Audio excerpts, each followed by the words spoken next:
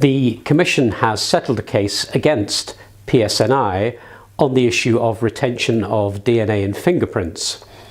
The case concerned an individual who had intervened in a neighbourhood dispute as a peacemaker, but was subsequently arrested along with the other protagonists. The DNA was taken of all three individuals, and then PSNI realised that the individual was there to resolve the issue amicably. However, when the individual asked if the DNA was to be destroyed, it became very difficult to find out, and that's when the Commission became involved. There is virtually no information and policy on when DNA will be retained. The individual, who had committed an offence 17 years earlier and received a small fine, was then told that there had been a review and that the DNA was to be retained.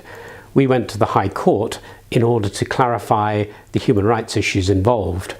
The case was settled on the basis of destroying the DNA and the fingerprints and agreeing that a policy would be produced within 12 months and made accessible publicly on retention of DNA.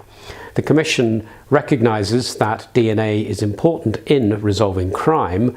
However, there must be a proportionate balance between the rights of an individual and his or her rights to privacy and crime resolution.